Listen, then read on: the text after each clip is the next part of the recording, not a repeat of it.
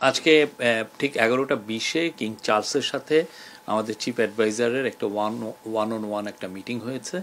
এটা একটা private meeting ছিল, এটা ওনারা দুজনই ছিলেন ওই মিটিংয়ে।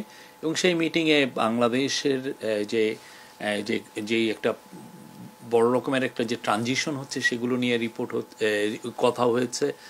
আর আমাদের চিফ অ্যাডভাইজার কিং চার্লসকে জানিয়েছেন যে তারা কী কী রিফর্ম ইনিশিয়েটিভ নিয়েছেন, এই ইন্টারিম গভর্নমেন্ট কী কী রিফর্ম ইনিশিয়েটিভ নিয়েছে সেটা নিয়ে কথা হয়েছে।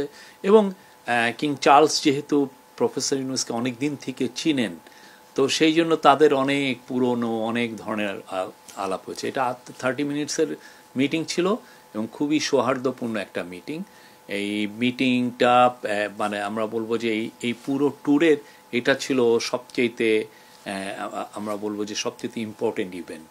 এবং আজকে এই মিটিংয়ে পরে উনি, এটা 11টা 50-এ মিটিংটা শেষ হয়ে যায়, উনি ফিরে এসছেন। উনি আবার বিকেলের দিকে আবার বাকিংহাম প্যালেসে যাবেন। তখন কিং চার্লস তাকে যে King Charles the 3rd harmony অ্যাওয়ার্ডটা দিবেন। এই অ্যাওয়ার্ডটা একটা রেয়ার অনার ওনার জন্য। বাংলাদেশের কনটেক্সটে এই সময়ে এইটা একটা বড় স্বীকৃতি, বাংলাদেশের মানুষ পুরো বাংলাদেশের জন্য এটা একটা বড় অনার। তো উনি যে ওনাকে এই অ্যাওয়ার্ডটা দেওয়া হচ্ছে যে ওনার লাইফ লং যে উনি যেই কাজগুলো করেছেন, যেমন ধরেন মাইক্রো ক্রেডিট পায়োনিয়ারিং করা, এবং মাইক্রো ক্রেডিট যে পুরো বিশ্বে একটা বড় রকমের একটা টুল এই ইয়েকে অ্যাড্রেস করার জন্য, পোভার্টিকে কমব্যাট করার জন্য, সেটা একটা ওনার। তারপর উনি সোশ্যাল বিজনেস নিয়ে কাজ করেছেন, সোশ্যাল বিজনেস কীভাবে পুরো বিশ্বে দরিদ্রতা কমাতে পারে। পুরো বিশ্বে অনেক অনেক ইস্যু আছে যেগুলো সত্যিকার অর্থে একটা কোম্পানি বা যেগুলো প্রাইভেট এবং প্রফিট ওরিয়েন্টেড কোম্পানি অনেক কাজ করতে পারে না, সেখানে সোশ্যাল বিজনেস ওই কাজগুলো করতে পারে। সেইখানে ওনার এই সোশ্যাল বিজনেসের কনসেপ্ট প্লাস হচ্ছে উনি 3-0 নিয়ে কাজ করেছেন। তো কিং চার্লস এই ওনার যে পুরো যে লাইফ লং যে ডেডিকেশন মানুষের জন্য, মানুষের মঙ্গলার্থে যে কাজগুলো উনি করেছেন, তারই স্বীকৃতি হবে King Charles the 3rd harmony award. King চার্লসের সাথে ওনার সম্পর্কটা অনেক পুরনো। কিং চার্লস ওনার কাজের সম্পর্কে পুরোপুরি ওয়াকিবহাল, জানেন উনি কী কী কাজ করছেন। কিং চার্লস আপনি জানেন খুবই দরিদ্র বান্ধব একজন কিং, এবং উনি এনভায়রনমেন্ট নিয়ে ওনার অনেক ভালো ভালো কাজ আছে।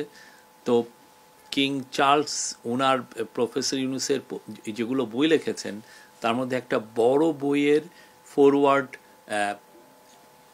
লিখে দিয়েছিলেন কিং চার্লস, এবং এটা খুবই গ্লোবাল ব্লকবাস্টার ছিল বইটা। আজকে 1-to-1 মিটিংয়ের পরেই আজকে খুব আর একটা অভূতপূর্ব ঘটনা হয়েছে যে কিং চার্লস এবং তার কুইন ক্যামিলা তাদের স্বাক্ষরিত এবং তাদের ছবি সম্বলিত একটা গিফট ওনাকে দিয়েছেন। সেটা মানে ওনার জন্য খুবই সম্মানের ছিল। এটা সত্যিকার অর্থে যে তাদের মধ্যে যে যে সম্পর্ক, এই যে যে একটা পুরনো যে একটা সম্পর্ক, তারা দুজনকে যে চিনেন এবং দুজনের যে পারস্পরিক যে রেসপেক্টের যে জায়গা, সেই জায়গার থেকে এটা একটা খুবই আমরা বলবো যে ওনার প্রতি একটা ওনার রেয়ার একটা অনার দেখিয়েছেন। আজকে আপাতত যেই King Charles the 3rd harmony অ্যাওয়ার্ডের বাইরে ব্রিটিশ পার্লামেন্টের যে স্পিকার, কমন্স সভার যে স্পিকার, তার সাথে একটা মিটিং আছে, সেটা ওয়েস্টমিনিস্টার মানে যেখানে ব্রিটিশ পার্লামেন্ট, সেখানে এটা মিটিংটা হবে। ওইখানে অনেকেই থাকবেন, তার সাথে ন্যাশনাল সিকিউরিটি অ্যাডভাইজার থাকবেন, স্পেশাল এনভয় থাকবেন, আমাদের হাই কমিশনার থাকবেন। তো ওই মিটিংটা খুবই ইম্পর্টেন্ট। ওইখানে মানে জাস্ট আমরা যে রিফর্মগুলো করছি, অনেকগুলোই তো আমরা পার্লামেন্টারি রিফর্মেই থাকছি, তা পার্লামেন্টারি রিফর্মে যে রিফর্মগুলো নিয়ে এগুলো নিয়ে আলাপ হবে। আর একটা হচ্ছে যে আমরা গত 3 দিনে, হ্যাঁ 10, 11, 12 এই আজকে সহ এই 3 দিনে কিন্তু ওনার সাথে যারা সফর সঙ্গী এসেছেন, national security adviser doctor Khalilur Rahman, special envoy Lutfe Siddiqui, তারপরে আছেন হচ্ছে অ্যান্টি করাপশন কমিশনের চেয়ারম্যান আব্দুল মোমেন, আর বাংলাদেশ ব্যাংকের গভর্নর আহসান এইচ মনসুর, এনারা 4জন কিন্তু ইন্টেন্সিভলি মিটিং করেছেন গত 4 দিনে। তাদের মধ্যে মিটিং যেমন ছিল, এনসিএ এর সাথে একটা মিটিং ছিল গতকাল, খুবই আমি বলবো যে ফলপ্রসূ একটা মিটিং। আপনি দেখেন এনসিএ কিন্তু গতকালই জানিয়েছে যে তারা এই যে সাইফুজ্জামান চৌধুরী জাবেদের যে একটা প্রপার্টি আছে 11 মিলিয়ন পাউন্ডের, সেটা গিয়ে তারা ফ্রিজ করে দিয়েছে, জব্দ করেছে। তো এইরকম তো মানে অনেকগুলো কাজ হচ্ছে, অনেকগুলো মিটিং হচ্ছে। তারপরে লুৎফি সিদ্দিকীর সাথে কয়েকজন মিনিস্টারের মিটিং হয়েছে, ন্যাশনাল সিকিউরিটি অ্যাডভাইজারের সাথে অনেকগুলো মিটিং হয়েছে। তো আমরা আশা করি যে এগুলোর মিটিংয়ের অনেকটার এটার সাকসেস ফ্রুটগুলো আমরা খুব দ্রুতই পাবো। ব্রিটেন আমাদের খুব অনেক পুরনো বন্ধু, ব্রিটেনের সাথে আমাদের একটা ফ্যান্টাস্টিক সম্পর্ক আছে, সেটারই আসলে মানে আমরা রিফ্লেকশন দেখতে পাচ্ছি গত কয়েকদিনে এই মিটিংগুলোতে। আর এই মিটিংগুলোর বড় একটা ফোকাস হচ্ছে যে অ্যাসেট রিকভারি। আপনি জানেন বাংলাদেশের থেকে শেখ হাসিনার প্রায় 16 বছরের আমলে $234 বিলিয়ন সাইফোন অফ হয়ে গেছে, মানে বাইরে চলে গেছে। এটা অনেক দেশে গিয়েছে, তার কিছু অংশ আমরা জানতে পেরেছি যে ইউকেতে এসছে।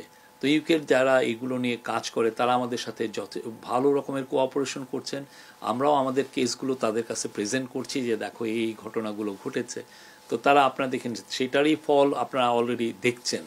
এই গতকালও একটা নিউজ হয়েছে, এর আগেও কয়েকটা নিউজ হয়েছে। তো ইউকের এই অ্যাসেট রিকভারি আমাদের জন্য খুবই একটা ইম্পর্টেন্ট কাজ। এটা বাংলাদেশের মানুষের টাকা, বাংলাদেশের মানুষকে কিভাবে গরিব বানিয়ে কিছু কিছু লোক কত বড় বড় জায়গায় কি সুবিশাল প্রাসাদ কিনেছেন। আপনি জানেন কানাডায় বেগমপাড়া হয়েছে, আমরা সাসপেক্ট করছি আরও অনেকগুলো দেশে গিয়েছে। তারই আলোকে এগুলো নিয়ে আমরা অ্যাসেট রিকভারি আমাদের একটা বড় কাজ, আমরা এই কাজগুলো করছি যাতে এই টাকাগুলো ফিরিয়ে এনে বাংলাদেশের দরিদ্র মানুষের কাজে লাগানো যায়। এটা খুবই ইম্পর্টেন্ট একটা মিটিং বাংলাদেশের জন্য, বাংলাদেশের সামনের পলিটিক্যাল বাস্তবতার জন্য। পলিটিক্যাল যে আমরা আগামীতে দেখছেন যে ইলেকশনের একটা ডেট দেওয়া হয়েছে এপ্রিলে, তো এই ডেমোক্রেটিক ট্রানজিশনের জন্য এই মিটিংটা খুবই ইম্পর্টেন্ট। এই মিটিংয়ে আমরা আশা করছি যে তারা মানে আমরা এখানে আসলে কি এজেন্ডা এটা না, তারা যে মিটিং করছেন এবং তারা সব কিছুই আলাপ করবেন। কেননা একজন হচ্ছেন বাংলাদেশের এখন ইন্টারিম গভর্নমেন্টের প্রধান, আর একজন হচ্ছেন বাংলাদেশের লার্জেস্ট পলিটিক্যাল পার্টির প্রধান। তো তারা দুইজনের মধ্যে আলোচনা হবে এবং তারা অনেকগুলো সব কিছু নিয়ে আলোচনা করবেন এটা। এবং এটার প্রস্তুতি হিসেবে আজকে বিএনপির তরফ থেকে একজন অফিসিয়ালও এসেছিলেন, আমাদের সাথে উনি কথাও হয়েছে তাদের সাথে। তো কালকে আমরা আশা করছি যে 9টার মধ্যেই ওনারা আসবেন, আসার পরে একটা 1-to-1 মিটিং হবে। এই ক্ষেত্রে যদি ওনারা মনে করেন যে আরও অন্যান্য কেউ থাকবে, সেটা এই দুজন লিডারই এটা ডিসাইড করবে।